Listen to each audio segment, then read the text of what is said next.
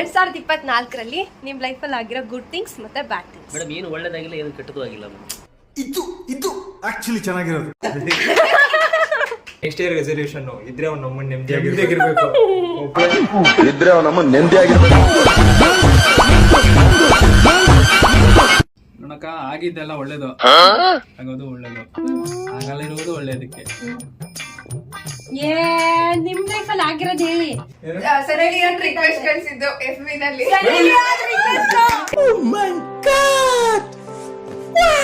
2025ರಲ್ಲಿ ಇದಾಗ್ಲೇಬೇಕು ನನ್ನ ಲೈಫಲ್ಲಿ, ನಾನು ಇದ್ ಮಾಡ್ಲೇಬೇಕು ಆತರ. ಎಷ್ಟಪ್ಪ ವರ್ಷ ನಿಂಗೆ? 21 ಆಗಿದೆಯಾ? Good things 2 equal. ಓಕೆ, ಯಾವ್ದಾದ್ರು ಒಂದಷ್ಟೇ ಹಂಚ್ಕೊಡಿ, ಇದಾಗಿದೆ ನನ್ನ ಲೈಫಲ್ಲಿ. ಮಾಡಲ್ಲ ಅಂತ ಹೇಳಿದ್ರೆ ತಿರ್ಗಾ ಕೇಳಿದ್ರು. 2025ರಲ್ಲಿ ಯೋಚನೆ ಮಾಡ್ತಾ ಇದ್ದೀನಿ, ಸಕ್ಸಸ್ ಆಗೋವಾಗ ಹೇಳ್ತೀವಿ. ಯಾವ ಇವೆಲ್ಲ ಏನು ಹೇಳಲ್ಲ, ಯಾಕೆ ಹೇಳ್ಬೇಕು? ಆಕ್ಚುಲಿ ಏನು ಆಗಿಲ್ಲ ಅಂತ ಹೇಳಕ್ ಆಗಲ್ಲ. ಯಾವ ಇವೆಲ್ಲ